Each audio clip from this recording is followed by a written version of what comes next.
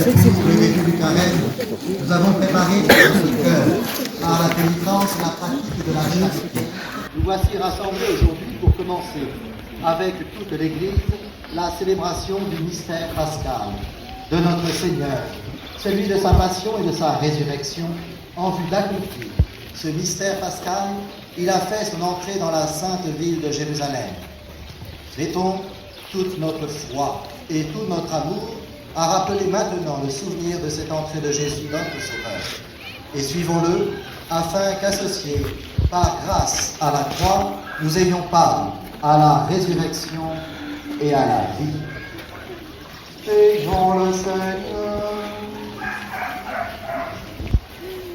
Dieu éternel et tout-puissant, bénis et sanctifie ces rameaux, afin qu'en suivant dans l'allégresse le Christ notre roi, nous puissions parvenir par lui jusqu'à la Jérusalem céleste, lui qui vit et règne pour les siècles des siècles. Amen.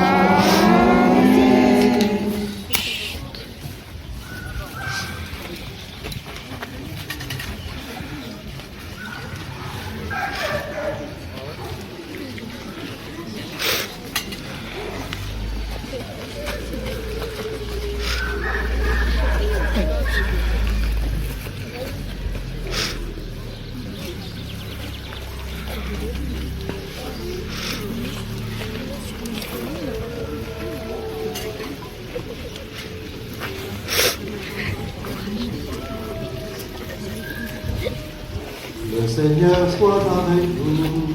Et avec votre esprit. Évangile de Jésus-Christ selon saint Matthieu. Gloire à toi, Seigneur.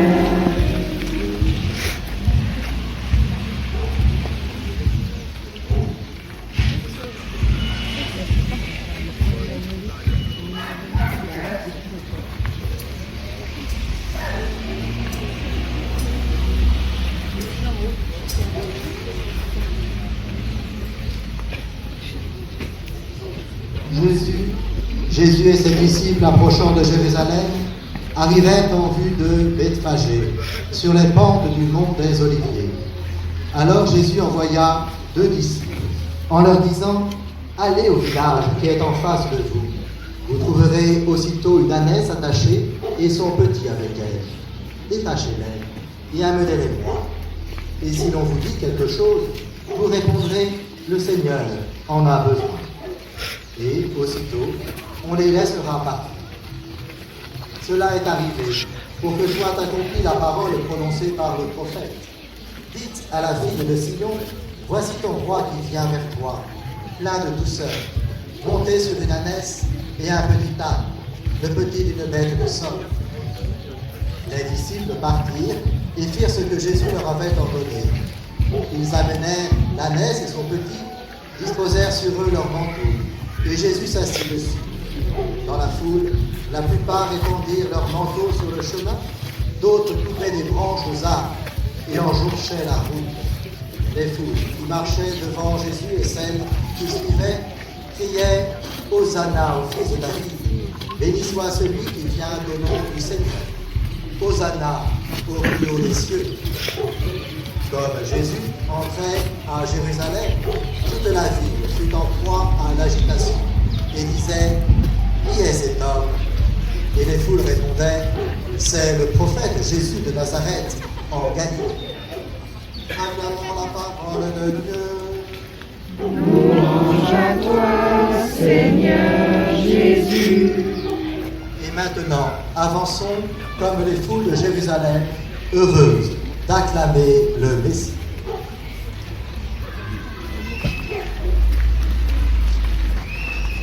Voici que s'ouvrent pour le roi les portes de la ville.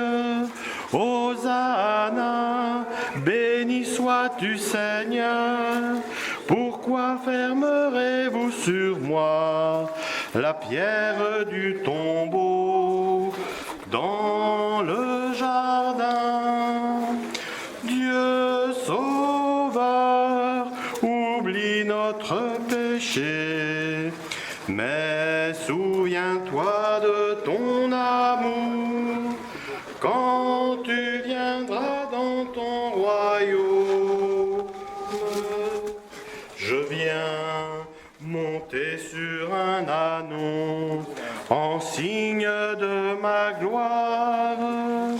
Hosanna, béni sois-tu Seigneur. Pourquoi me ferez-vous sortir au rang des malfaiteurs et des maudits? Dieu sauveur, oublie notre péché, mais souviens-toi de ton amour quand tu viendras dans ton royaume. Vos rues se drapent de manteaux jetés sur mon passage. Hosanna, béni sois-tu Seigneur. Pourquoi souillerez-vous mon corps de pourpre et de crachat, mon corps livré? Dieu sauveur, oublie notre péché, mais souviens-toi de ton amour quand tu viendras dans ton royaume. Vos mains me tendent les rameaux pour l'heure du triomphe. Hosanna, béni sois-tu Seigneur. Pourquoi blesserez-vous mon front de ronces et de roseaux en vous moquant?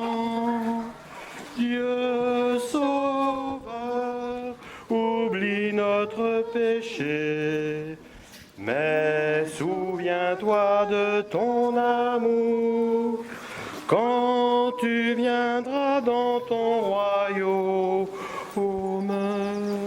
Voici que s'ouvrent pour le roi les portes de la ville. Hosanna, béni sois-tu Seigneur. Prie-moi Seigneur.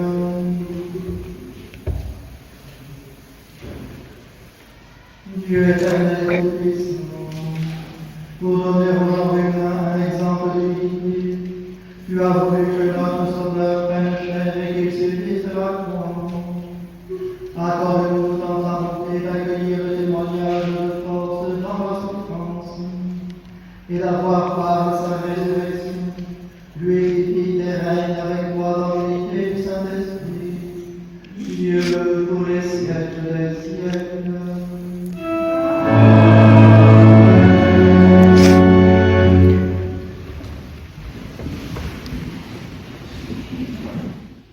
Le Seigneur mon Dieu m'a ouvert l'oreille, et moi, je ne me suis pas révoltée, je ne me suis pas dérobée. J'ai présenté mon dos à ceux qui me frappaient, et mes joues à ceux qui m'arrachaient la barbe. Je n'ai pas caché ma face.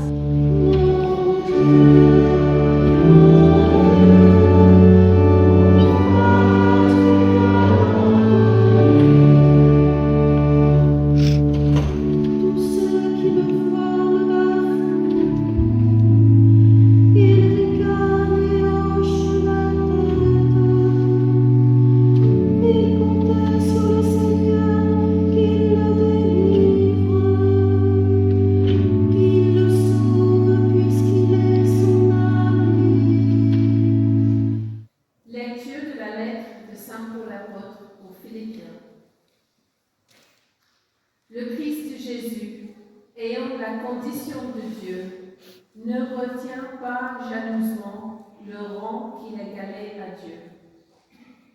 Mais ici anéanti, prenant la condition de serviteur, devenant semblable aux hommes. Le premier jour de la fête des pains sans levain, les disciples s'approchèrent et dirent à Jésus: où veux-tu que nous fassions les préparatifs pour manger la Pâque? Il leur dit, Allez à la ville chez Saint-Thème et dites-lui, le maître te fait dire, mon temps est proche, c'est chez toi que je veux célébrer la Pâque avec mes disciples. les disciples firent ce que Jésus leur avait prescrit et ils préparèrent la Pâque. Le soir venu, Jésus se trouvait à table avec les 12. Pendant le repas, il déclara, Amen, je vous le dis, l'un de vous va me livrer. profondément attristés, ils se mirent à lui demander chacun son tour. Serait-ce moi, Seigneur? Prenant la parole, il dit, Celui qui s'est servi au plat en même temps que moi, celui-là va me livrer. Aussitôt, l'un d'eux courut contre une éponge qu'il trempa dans une boisson vinaigrée. Il la mit au bout d'un roseau et lui donnait à boire. Les autres disaient, Attends, nous verrons bien s'il est bien résolu. mais Jésus, poussant de nouveau un grand cri, rendit l'esprit.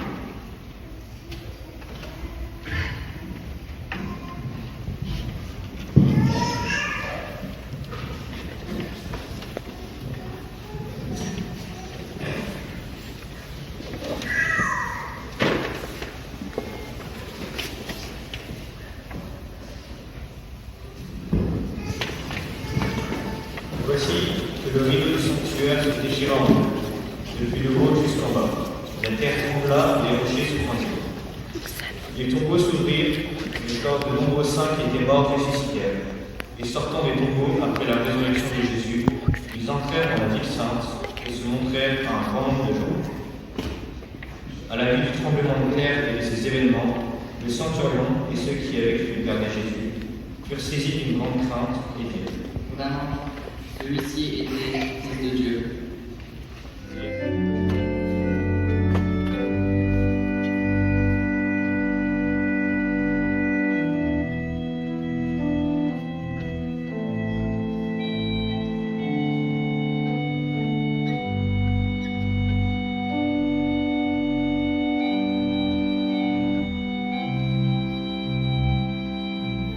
Hosanna au plus haut des cieux.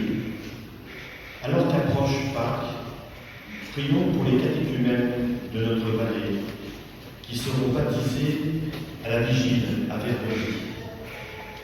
Prions pour tous les baptisés ici présents qui puissent annoncer cette heureuse annonce qu'est l'Évangile. Soyons joyeux auprès de toutes les personnes que nous rencontrons, même par hasard, avec l'aide de l'Esprit. Ensemble, prions.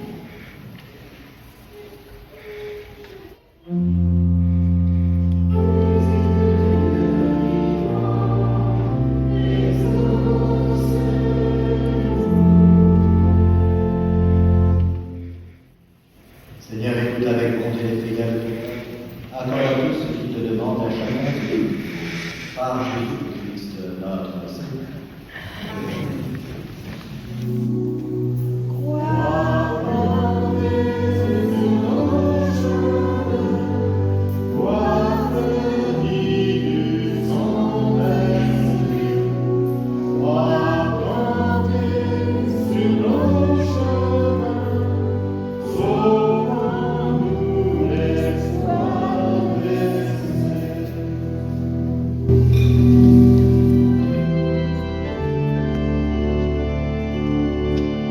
La liturgie des rameaux est une liturgie où deux droites viennent se croiser pour nous désigner un point unique. Un point unique qui est la solution et l'issue de toute question comme de toute angoisse possible. Ces deux droites, qui vont nous faire découvrir le lieu précis de notre salut, seront les droites que nous suivons tour à tour dans le concret de nos vies. C'est tout d'abord la ligne de la souffrance qui cristallise le mal sous toutes ses formes. Le mal qui atteint notre chair ou notre âme, le mal qui freine notre enthousiasme et nos désirs les plus nobles, le mal qui brouille l'horizon de nos vies. C'est la première ligne. Et c'est bien une réalité de ce que nous connaissons, sans pourtant que cela puisse jamais rendre compte de l'ensemble de ce qui constitue nos vies. Car il y a une autre ligne que nous suivons aussi et qui n'est pas parallèle à la première. C'est la ligne de nos succès, de nos espérances intérieures, La ligne qui relie tous ces moments de joie partagée et de joie profonde qui restent bien souvent dans notre mémoire quand nous regardons vers le passé. Or nous savons que nous sommes un, que notre existence ne peut se morceler ni se disjoindre sans graves conséquences. Nous savons que nous sommes un et pourtant, nous faisons l'expérience de ces dimensions contradictoires en nous. Et nous faisons l'expérience du décompte du temps qui voit se succéder les moments heureux aux moments difficiles, les moments pleins de sens à ceux qui ne veulent rien dire et qui nous déçoivent sur le long terme. Alors, voilà que la liturgie qui nous rassemble aujourd'hui va faire se rencontrer ces deux lignes, ces deux réalités qui semblent chacune à sa manière des impasses. Notre liturgie nous donne le Christ triomphant et acclamé à l'entrée de Jérusalem. Et elle nous en fait le don aussi au moment terrible de sa passion. L'Évangile, c'est le Christ qui nous rejoint dans toutes les phases de notre vie. Il nous rejoint, mais ne s'arrête pas là, car ce pourrait encore être une illusion de plus pour l'humanité qui cherche la vérité et le salut, que de rencontrer le sage, le beau parleur, qui nous séduit sans pouvoir finalement nous apporter grand-chose.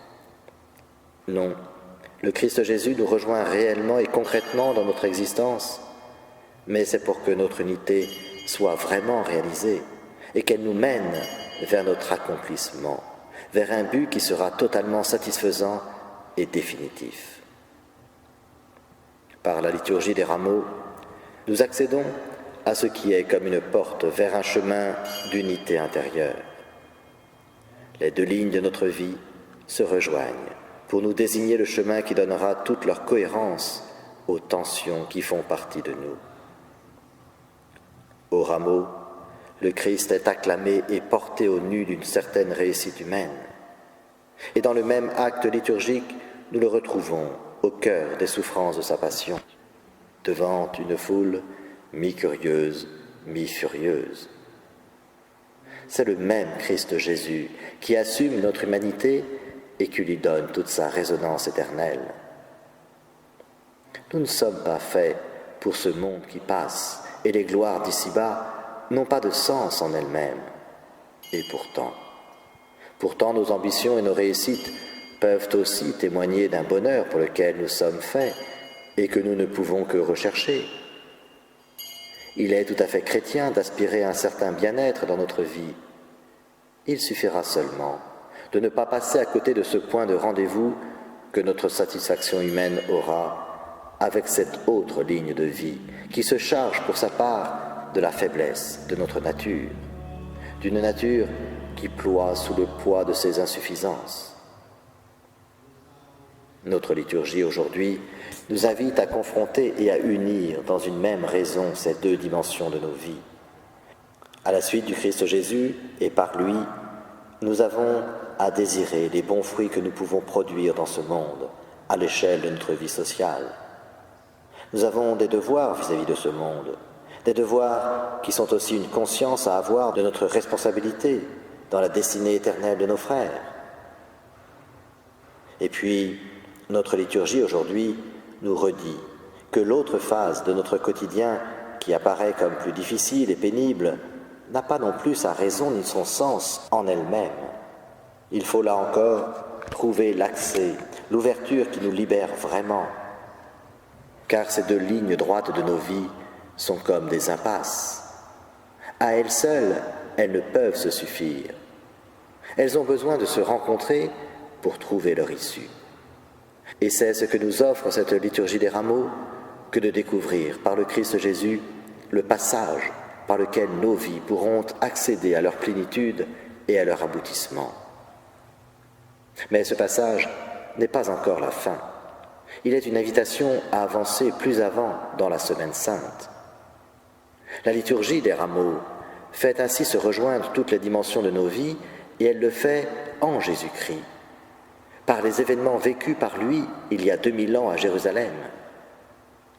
Alors, nous ne pouvons pas nous arrêter devant ce qui n'est que l'entrée de cette voie royale que sera la Semaine Sainte.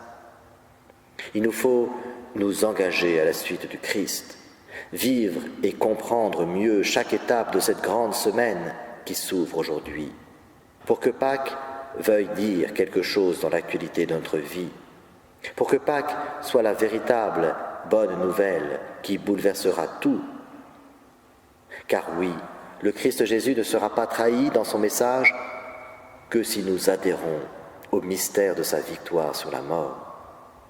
Nous qui avons suivi la procession des rameaux, nous qui suivons une culture et des valeurs chrétiennes, ne nous satisfaisons pas de cet héritage pourtant déjà précieux. Ne nous laissons pas non plus déstabiliser devant la manière dont ces idées chrétiennes s'affolent aujourd'hui dans un monde qui les aura déracinées. Mais suivons ce que nous propose la liturgie en unissant la prière et la vie, et en permettant au Christ Jésus d'être vraiment présent et agissant pour nous, au nom du Père, du Fils et du Saint-Esprit, ainsi soit-il.